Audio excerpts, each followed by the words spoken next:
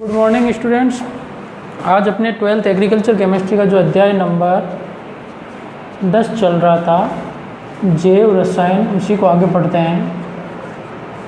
Biochemistry अध्याय number 10, इसी को आगे बढ़ाते हुए अपन पढ़ते हैं जैव रसायन के अंदर। तो पिछली क्लास में अपन ने बात कर ली थी इसके संदर्भ में कि कुछ एंजाइमों के बारे में, जो एंजाइम क्या है, महत्वपूर्ण एंजाइम है, वो कहाँ पर पाए जाते हैं और उनका क्या कार्य है और किसको परिवर्तित करते हैं। तो ये अपन ने बात कर ली थी कल पिछली क्लास में। 5-6 एंजाइम थे, उनके बारे में 5-6 एंजाइमों के बारे में बात कर ली थी, जिसके अंदर सबसे पहले था आपके टाइलिन एंजाइम, जो आपके मुंह की लार में पाया जाता है, जो क्या करता है आपके पॉलीसेकेराइड को माल्टोज में बदलता है, मतलब कार्बोहाइड्रेट को, जटिल कार्बोहाइड्रेट को सरल कार्बोहाइड्रेट में बदलता है। इसी प्रकार कल अपन ने बात कर ली थी माल्टोज की। माल्टोज एंजाइम है जो आपके क्या करता है, आंतरस में पाया जाता है, जो माल्टोज को किस में बदलता है, ग्लूकोज में बदलता है ना, जटिल से सरल शर्करा में तोड़ने का कार्य करते हैं। फिर अपन ने बात कर ली थी इसके अंदर एमिलोप्सिन की।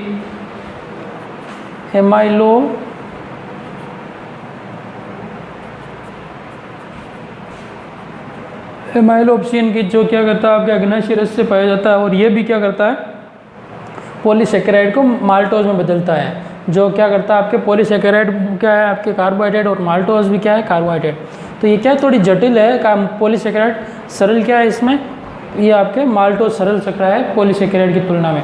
उसी बार बात कर ली थी अपन ने पेप्सिन के बारे में। पेप्सिन क्या करता है आपके, ये आपके प्रोटीन को पॉलीपेप्टाइड में बदलता है। इसी प्रकार अपन ने बात कर ली थी ट्रिप्सिन की, है ना। ट्रिप्सिन जो क्या करता है आपके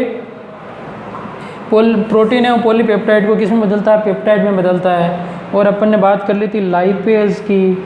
लाइपेज वसा का पाचन करता है ना, वसा को क्या करता है, ग्लिसरॉल एवं सरल वशीय अम्लों में परिवर्तित करता है। और फिर डीऑक्सी राइबो न्यूक्लियस एवं राइबो न्यूक्लियस जो आपके डीएनए तथा आरएनए को ओलिगो तथा मोनोन्यूक्लियोटाइडों में परिवर्तित करता है। तो ये अपन ने डीएनए और आरएनए, इस प्रकार से अपन ने बातें कर ली थी आपके 5-7 एंजाइमों के बारे में, जो इंपॉर्टेंट है आपके एग्जाम पॉइंट ऑफ व्यू से।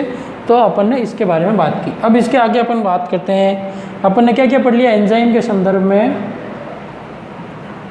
देखो एंजाइम का अपन ने सबसे पहले पढ़ लिया था आपके वर्गीकरण, जो 6 प्रकार का होता है वो अपन ने पढ़ लिया। उसके बाद में इसका नामकरण पढ़ लिया, ठीक है। फिर अपन ने पिछली क्लास में पढ़ लिया एंजाइमों के,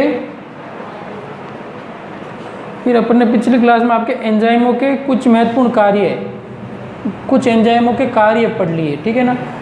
अब अपन इसके आगे शुरू करते हैं आपके इसी एंजाइम के संदर्भ में कि एंजाइम के गुणधर्म क्या हैं। आई बात समझ में, एंजाइम के गुणधर्म के बारे में चर्चा करेंगे अपन। तो एंजाइम के गुणधर्म से चर्चा करेंगे। तो सबसे पहले एंजाइम के गुणधर्म, आगे बात समझ में।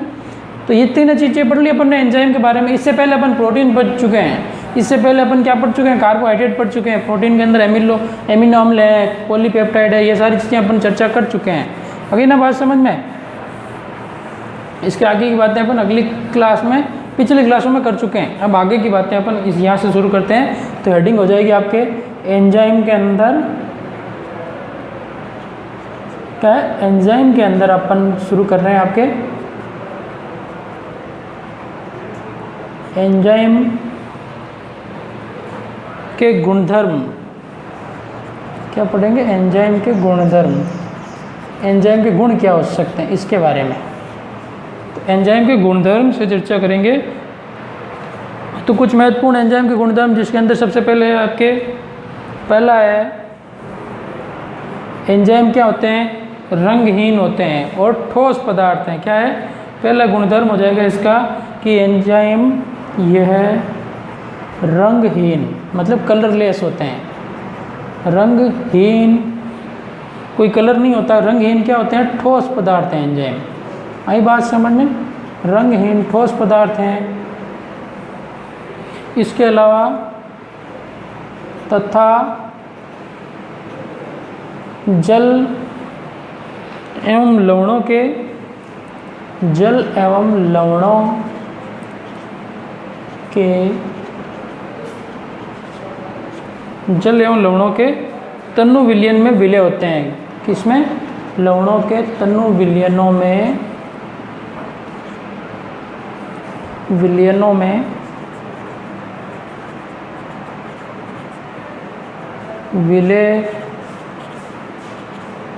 होते हैं। आई बात समझ में?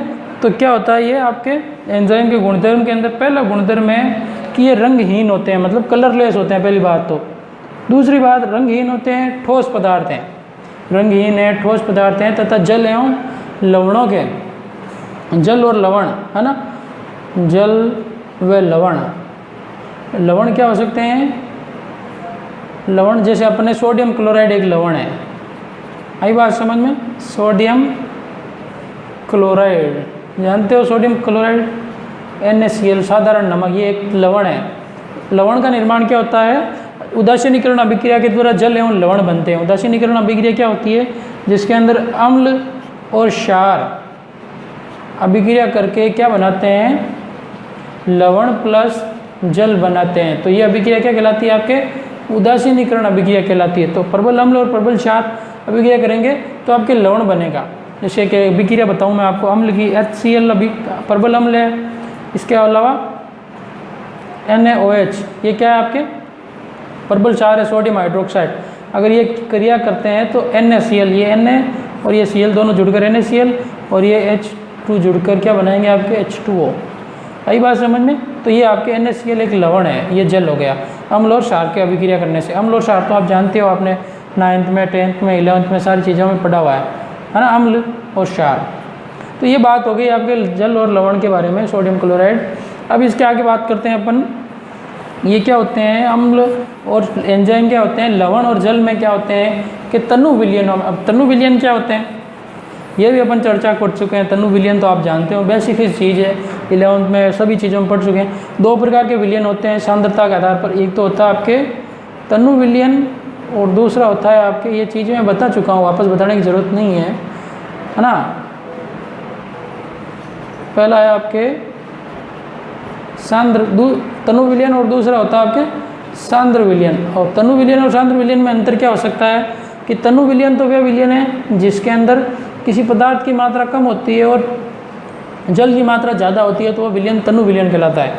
और सांद्र विलयन वे होता है जिसके अंदर क्या होता है? आपके पदार्थ की मात्रा ज़्यादा होती है और जल की मात्रा कम होती है। जैसे मैं आपको दो एग्जाम्पल लेके बताऊँ कि जैसे मैंने 2 बीकर लिए, छोटा सा 2 बीकर लिए मैंने। अब बीकर के अंदर मैंने क्या डाला हुआ है? जल डाला हुआ है। मतलब ये बीकर है, इसके अंदर भी क्या है? आपके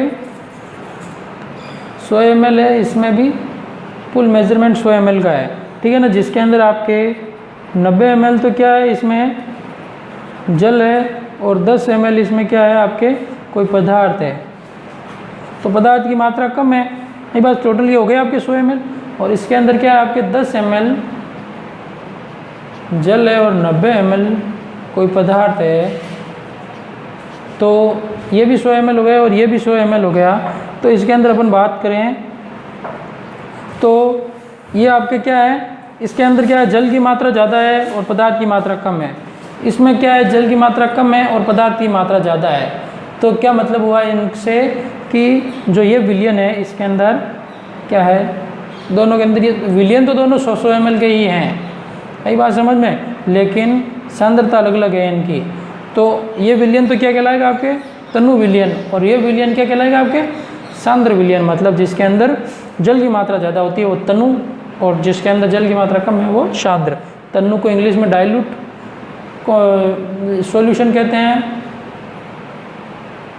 और इनको कॉन्सेंट्रेटेड सॉल्यूशन कहते हैं। आई बात समझ में? तो दोनों आगे बात समझ में। तो अपन बात कर रहे हैं एंजाइम की। तो एंजाइम क्या होते हैं? आपके तनु और सांद्र तो नहीं भूलोगे ना कभी, ये आपके प्रयोगशाला में खूब काम आना जानते हैं कि इनकी अभिक्रिया तनु अम्ल H2SO4 से करवाइए, इनकी अभिक्रिया सांद्र HCl से करवाइए, है ना। तो प्रैक्टिकल के समय और बातें करेंगे अपन, लेकिन ये आपको पता होना चाहिए तनु और सांद्र होता क्या है। तो क्या होता है? ये रंगहीन ठोस पदार्थ हैं एंजाइम, जल एवं लवणों के तनु विलयनों में विलय होते हैं। मतलब जिनके अंदर क्या होता है? जल की मात्रा ज़्यादा होती है तो ये उसके अंदर विलय होते हैं, जल के अंदर विलय होते हैं, और लवणों के तनु विलयनों में क्या होते हैं? विलय होते हैं। आगे बात समझें तो लवणों के तनु विलयनों में विलय इस प्रकार से। अब अगला गुणधर्म है इसका कि इनका आणविक द्रव्यमान क्या होता है? अधिक होता है। किनका? एंजाइमों का। तो पहला गुणधर्म हो गया रंगहीन ठोस, दूसरा है इनका आणविक द्रव्यमान, आणविक द्रव्यमान तो जानते हो, इनका आणविक द्रव्यमान, इनका आणविक द्रव्यमान क्या होता है? अधिक होता है। आणविक द्रव्यमान अधिक होता है, तो इनका आणविक द्रव्यमान अधिक होता है।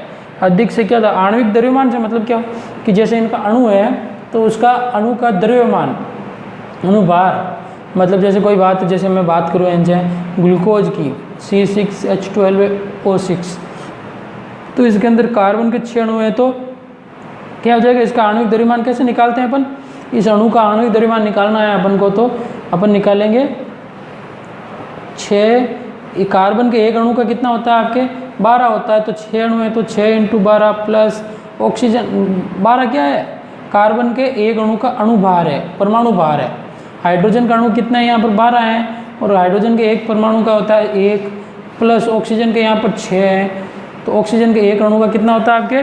16 होता है ना। तो इस प्रकार से अपन क्या कर सकते हैं? इनका आणविक द्रव्यमान निकाल सकते हैं। आई बात समझ में?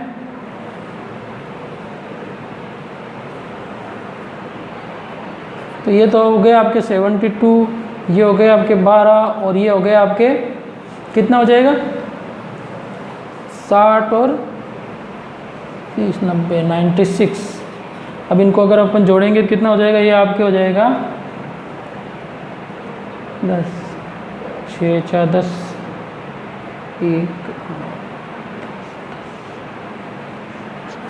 180 है ना।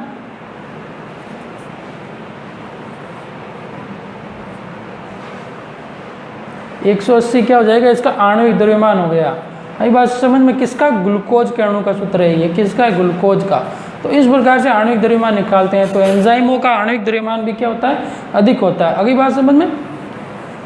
तो एंजाइमों का आणविक द्रव्यमान क्या होता है? अधिक होता है। और बात करें अपन तो इसके अलावा एंजाइमों के गुणधर्म के अंदर, तो और है इसके अलावा आपके एंजाइमों के गुणधर्म के अंदर है, इनकी प्रति कोलाइडी पदार्थ होते हैं। ये क्या होते हैं? आपके कोलॉइडी पदार्थ के रूप में कार्य करते हैं। तो ये है कोलॉइडी पदार्थ होते हैं। आई बात समझ में? कोलॉइडी का मतलब अपन पढ़ चुके हैं आपके चैप्टर नंबर 3 पूरा कोलॉइड, उसके गुणधर्म क्या होते हैं, कोलॉइडियल पदार्थ क्या होते हैं, है ना। मतलब कोलॉइड का मतलब क्या है? लैटिन भाषा का शब्द है कोलॉइड्स मिला है, जिसका अर्थ होता है गोंद के समान। आई बात समझ में? गोंद के समान लैटिन भाषा के अंदर इसका अर्थ होता है कोलॉइड का। कोलॉइड के गुणधर्म, मर्दा कोलॉइड क्या होते हैं, मर्दा कोलॉइड के गुणधर्म, ये सारी चीज़ें अपन ने बात की। तो एंजाइम क्या होते हैं? कोलॉइडों के समान होते हैं। इनकी प्रकृति कैसी होती है आपकी? कोलॉइड के समान होती है। इसके अलावा इनका तापमान कितना होता है आपके? इनका ये तो वही कोलॉइड प्रकृति होती है इनकी। अगर अपन बात करें नंबर 4 गुणधर्म की, तो ये है इसका कि ये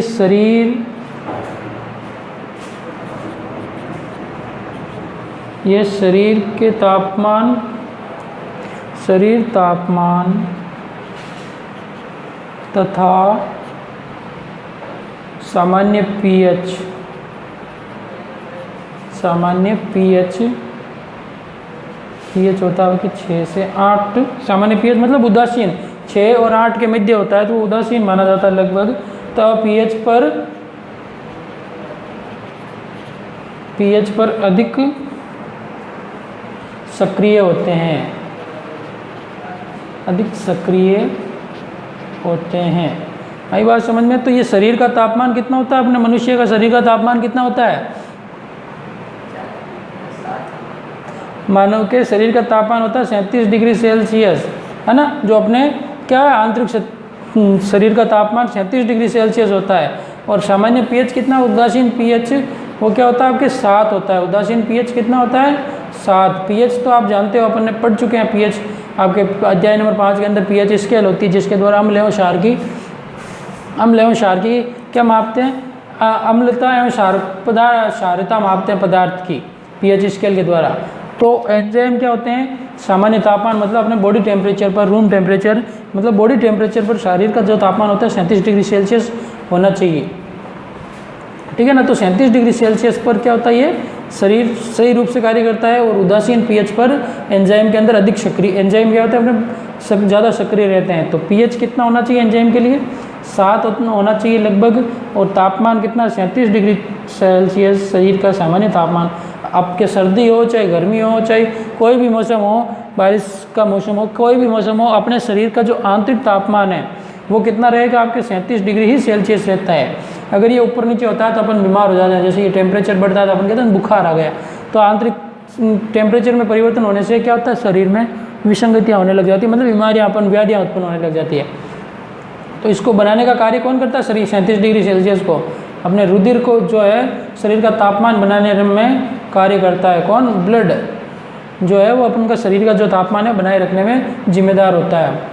शरीर का तापमान नियंत्रण के रूप में कार्य करता है ब्लड। कितना होता है? 37 डिग्री सेल्सियस। और एंजाइम क्या होता है? इसी टेम्परेचर पर और इसी पीएच पर ज़्यादा सक्रिय रहते हैं। एंजाइम सक्रिय रहेंगे तो अपने देखा एंजाइम कौन कौन से हैं, क्या क्या कार्य पाचन के रूप में ना। तो इस प्रकार से ये आपके सक्रिय रहते हैं। और एंजाइमों की बात करूँ मैं तो आपके नंबर 5वां गुणधर्म हो जाएगा आपके कि ये अति विशिष्ट होते हैं। क्या होते हैं एंजाइम?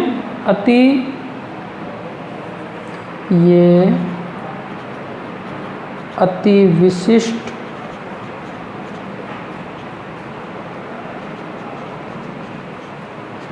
ये अति विशिष्ट होते हैं, अर्थात एक एंजाइम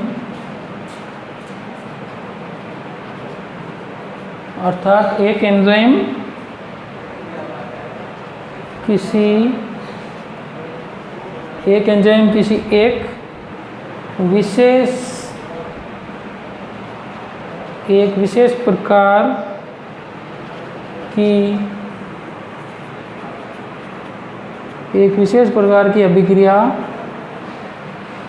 एक विशेष प्रकार की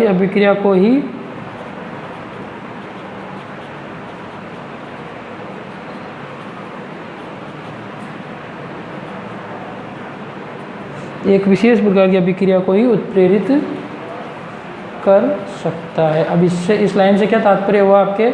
इस लाइन से मतलब हुआ कि एंजाइम क्या होता है? उनका कार्य विशिष्ट होता है, मतलब वो सभी का कार्य अलग अलग है और वो अपने कार्य को करने के लिए जिम्मेदार होते हैं। मतलब जैसे एंजाइम की अपन ने बात की कल कि टाइलिन एंजाइम है, ये क्या करेगा? आपके टाइलिन जो आपके मूल आहार से स्रावित होता है, तो ये क्या करेगा? आपके पॉलीसेकेराइड है, उस पॉलीसेकेराइड कल बात कर ली थी अपन ने कि पॉलीसेकेराइड है जो कार्बोहाइड्रेट है, इसको किस में बदलेगा? आपके माल्टोज में बदलेगा। ये इसका विशिष्ट कार्य है, ये दूसरा कार्य नहीं करेगा। ये सिर्फ कार्बोहाइड्रेट के पाचन में के लिए ही जिम्मेदार होगा। जो भी कार्बोहाइड्रेट के अंदर जटिल शर्करा है पॉलीसेकेराइड, उसको माल्टोज में बदलने का कार्य करेगा। तो इनका क्या होता है? एक एंजाइम एक विशेष प्रकार के कार्य के लिए जिम्मेदार होता है, अभिक्रिया के लिए जिम्मेदार होता है, उसी को ही उत्प्रेरित करता है, मतलब उसी को ही क्या करता है? वो बढ़ाने का कार्य करता है, कम करने का कार्य करता है। तो इस प्रकार से समझ सकते हैं अपन एंजाइमों के कार्य के अंदर कि एंजाइम क्या करता है? आपके एक एंजाइम एक विशिष्ट प्रकार के काम के लिए ही जिम्मेदार होता है। अगली बात समझ में, तो एंजाइम के कार्य हो गए आपके कि प्रत्येक एंजाइम विशिष्ट कार्य करने के लिए जिम्मेदार होता है गुणधर्म के अंदर। और बात करें अपन नंबर 6 आपके इसके उपयोग के बारे में, तो इनकी सक्रियता किसकी? एंजाइम की। इनकी सक्रियता कुछ कार्बनिक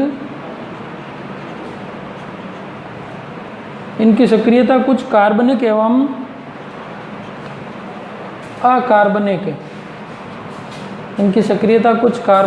अकार्बनिक पदार्थों द्वारा नियमित होती है। पदार्थों द्वारा नियमित या कम की जा सकती है, या कम की जा सकती है।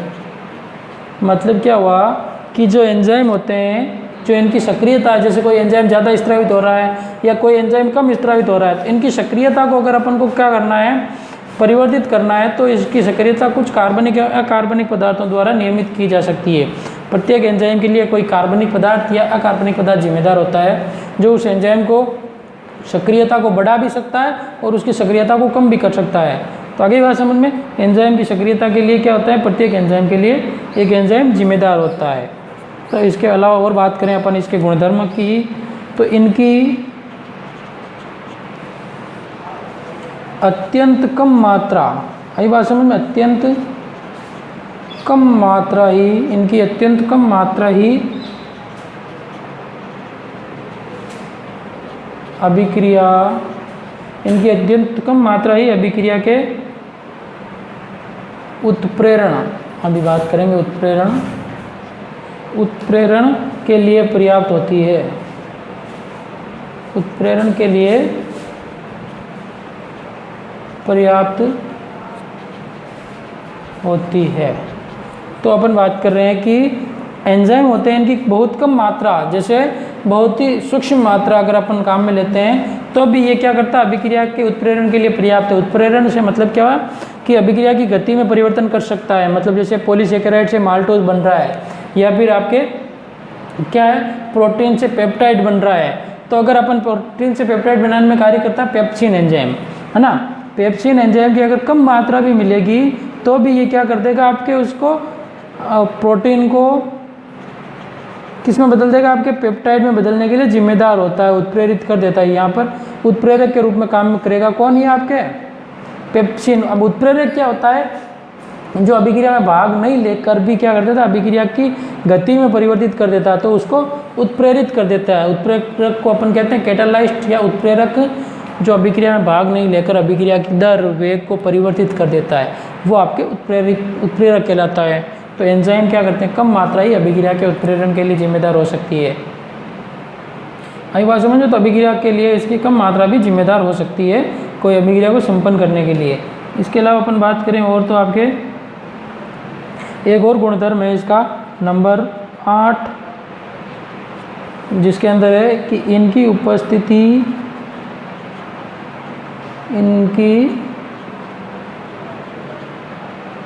इनकी उपस्थिति से अभिक्रिया, इनकी उपस्थिति से अभिक्रिया की दर, इनकी उपस्थिति, किसकी उपस्थिति से, एंजाइम की उपस्थिति से अभिक्रिया की दर में क्या हो जाता है, आपके 10 की पावर 20 गुना, उपस्थिति से 10 की पावर 20 गुना तक वृद्धि हो जाती है, तक वृद्धि हो जाती है। आई बात समझ में कि एंजाइम की अगर कुछ भी मात्रा उपस्थित हो जाती है तो उस अभिक्रिया की दर कितनी बढ़ जाएगी, आपके लगभग 10 की पावर 20 गुना, मतलब कि बहुत ज़्यादा होता है। या 10 की पावर 10 के आगे 20 जीरो लगाएंगे अपन, तो उतने गुना में वृद्धि कर देता है एंजाइम। एंजाइम अगर उपस्थित हो जाए तो उतनी तेज कर देता है अभिक्रिया की दर को। आई बात समझ, तो भोजन के पाचन में अगर एंजाइम बराबर स्थापित होता है, पाचन आसानी से हो जाता है। खूब एंजाइमों के अलग अलग कार्य हैं, सब जगह अलग अलग कार्य करते हैं एंजाइम, है ना। तो अपन भोजन का ही एग्जाम्पल लें तो ये पेप्सिन की उपस्थिति थोड़ी सी है, तो प्रोटीन को पेप्टाइड में बदलने के लिए क्या कर देगा, आपके 10 की पावर 20 गुना तेजी कर देगा एंजाइम के परिवर्तन, मतलब उसकी गति में परिवर्तन कर देगा। तो इस प्रकार से ये एंजाइमों के बारे में अपन पढ़े कि एंजाइम के क्या क्या कार्य हैं, जिसके संदर्भ में कि एंजाइम के गुणधर्म पढ़ लिए अपन ने। 8 प्रकार के जो गुणधर्म पढ़े हैं, जिसके अंदर आपके सबसे पहले अपन ने पढ़ा कि एंजाइम क्या होते हैं, आपके रंगहीन ठोस पदार्थ होते हैं, रंगहीन ठोस पदार्थ होते हैं। इसके अलावा ये जल एवं लवणों के तनु विलयन में क्या होते हैं, जल एवं लवणों के तनु विलयन में विलय होते हैं, ठीक है ना। जल एवं लवणों के तनु विलयनों में विलय हो जाते हैं। ये कौन, एंजाइम। अगर अपन जल में घोलते हैं, या लवण का तनु विलयन है, तनु विलयन क्या होता है बता दिया मैंने आपको, उसमें विलय हो जाते हैं। इनका आणविक द्रव्यमान बहुत अधिक होता है। इसके अलावा आणविक द्रव्यमान भी बता दिया मैंने कि इनका अणु का जो द्रव्यमान है वो बहुत ज़्यादा होता है। इसके अलावा ये कोलॉइडी पदार्थ में क्या होते हैं, के पदार्थ होते हैं, मतलब कोलॉइडों की प्रकृति के आधार पर होते हैं। इसके अलावा और बात की मैंने आपको कि ये शरीर के तापमान तथा सामान्य पीएच पर, शरीर का तापमान 37 डिग्री सेल्सियस, ये सामान्य पीएच लगभग उदासीन पीएच पर अधिक सक्रिय रहते हैं। अगर पीएच का मान कम होता है या ज़्यादा हो जाता है तो इनकी सक्रियता में कमी हो जाती है, या फिर टेम्परेचर में परिवर्तन हो जाता है तो इनमें परिवर्तन हो जाता है। मतलब जैसे अपन देखते हैं आपको बुखार वगैरह आ जाता है तो क्या होता है, अपने शरीर का टेम्परेचर बढ़ जाता है ना। टेम्परेचर बढ़ जाता है तो अपन जो भी भोजन करते हैं या अपने अंदर जो शरीर के अंदर जो क्रियाएं होती है वो थोड़ी मतलब बदल जाती है। मतलब उसके अंदर जैसे भोजन करते हैं तो भोजन का स्वाद भी अपन को अच्छा नहीं लगता है ना। या फिर अपने के अंदर भोजन का पाचन भी अच्छे से नहीं हो पाता है। क्यों नहीं हो पाता है? कि वो एंजाइम सक्रियता खत्म हो जाती है, उनके एंजाइम उस तरह से कार्य नहीं कर पाते जैसे नॉर्मल से कार्य करते हैं। इसके अलावा एंजाइम अति विशिष्ट होते हैं, मतलब ये एक एंजाइम का एक विशेष कार्य है। आई बात है, प्रत्येक एंजाइम का विशेष कार्य होता है, वो वही कार्य करता है। इसके अलावा अपन ने इनकी सक्रियता कुछ कार्बनिक पदार्थों से नियमित या कम की जा सकती है। इनकी सक्रियता को क्या किया जा सकता है? एंजाइमों की सक्रियता को कम भी कर सकते हैं अपन, अधिक भी कर सकते हैं। किसके द्वारा? कुछ कार्बनिक पदार्थ होते हैं जिनके द्वारा इनकी सक्रियता को कम किया जा सकता है एंजाइमों को, कुछ कार्बनिक या अकार्बनिक। इसके अलावा इनकी अत्यंत कम मात्रा होती है, मतलब कि अगर इनकी मात्रा अपन बहुत कम लेते हैं तो भी क्या होता है, ये आपके अत्यंत कम मात्रा पर भी अभिक्रिया को गति को बढ़ा देता है, उत्प्रेरित कर देता है। और इनकी उपस्थिति से अभिक्रिया की दर लगभग 10 की पावर 20 गुना, कितनी? 10 की पावर 20 गुना तक बढ़ जाती है। किसके? एंजाइम के द्वारा। तो इस प्रकार से अपन ने कुछ इंपॉर्टेंट बातें की, जिसमें से आपके एक नंबर के दो क्वेश्चन कि एंजाइम सक्रिय किस तापमान पर रहते हैं? शरीर के तापमान पर। इनका सब pH कितना होना चाहिए इनके लिए? सक्रियता के लिए 6 से 8 pH पर ये ज़्यादा क्या होते हैं? कार्य करते हैं। ये रंगहीन एवं क्या होते हैं आपके? ये गुणधर्म की बात करूँ मैं, ठोस होते हैं। ये जल के तनु विलयनों में एवं लवणों के तनु विलयन में विलय होते हैं। इनका आणविक द्रव्यमान क्या होता है आपके? अधिक होता है। ये कोलोइडी पदार्थ होते हैं। आई बात समझ में? ये क्या होते हैं आपके? अति विशिष्ट होते हैं। इसके अलावा इनकी सक्रियता कम की जा सकती है, किसके द्वारा? नियमित की जा सकती है कार्बनिक एवं अकार्बनिक पदार्थों के द्वारा। और अपन ने बात की कि इनकी कम मात्रा भी अभिक्रिया को उत्प्रेरित कर सकती है। तो इस प्रकार से अपन ने इसके गुणधर्मों के बारे में बात की, एंजाइमों के, जो अपन ने एंजाइम के गुणधर्म पढ़ लिए। अब इसके अलावा और भी जो बातें होंगी, एंजाइम के जो क्रियाधार है वो किस प्रकार से जुड़े हुए होते हैं उसके साथ में, उनके बारे में अपन क्या करेंगे? बाद में चर्चा करेंगे। लेकिन ये आपके गुणधर्म है, इम्पोर्टेंट है। इनमें से एक नंबर का क्वेश्चन भी बन सकता है, या फिर आपके एंजाइम की पूरी क्रियाविधि को समझाते हैं, वर्गीकरण, नामकरण, गुणधर्म, उनके कार्य, है ना। तो उसके अंदर बड़ा क्वेश्चन आता है। तो एंजाइम से संबंधित अभी तक नहीं आया है तो आ सकता है। तो इसके लिए भी ये आपके लिए इम्पोर्टेंट साबित होता है, या फिर एक नंबर का क्वेश्चन तो बनता है। तो ये इनमें से बन सकता है। ठीक है, तो ओके, गुड लक, धन्यवाद। आज की क्लास में इतना ही, आगे की बातें अपन अगली क्लास में करेंगे।